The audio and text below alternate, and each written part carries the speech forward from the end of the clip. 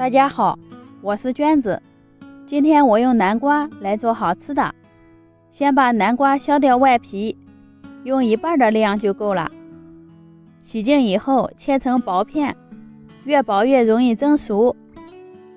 全部切完以后装到大盘里，水开之后放入锅中，盖上锅盖蒸上10分钟。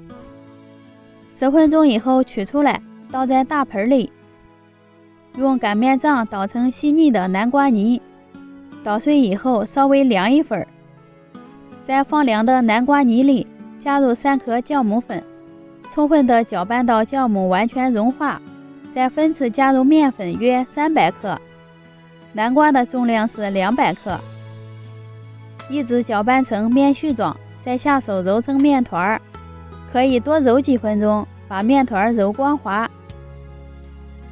像这样中等软硬的面团先放在一旁，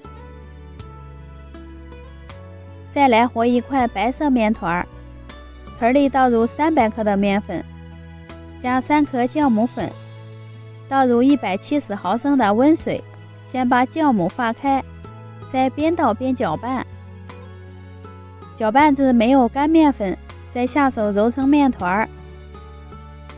一次揉不光的话，醒上5分钟再揉，很轻松就揉到光滑啦。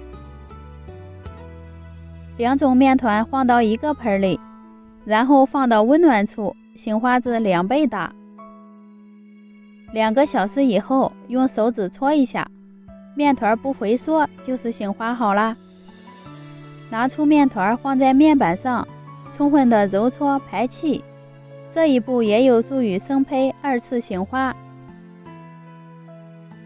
然后搓成长条，用掌心压扁，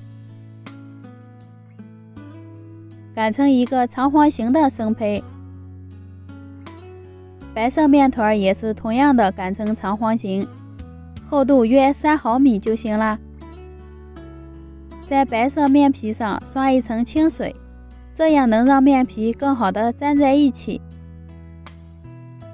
把黄色面皮盖在白色面皮上，将边缘不平等的地方整理一下，再刷上一层清水，最后从下边慢慢的给面皮卷起来，尽量卷紧实点，中间不要有空隙哦。把收口处压在底部就行了。然后切成3厘米宽的小面剂，将切好的生胚摆在蒸笼里，2次醒化15分钟。时间刀看一下，体积都明显变大，就是醒化好啦。盖上锅盖，开大火烧开，蒸上15分钟。关火以后再焖上3分钟，就可以打开锅盖啦。哇，一股香甜的南瓜味儿扑鼻而来。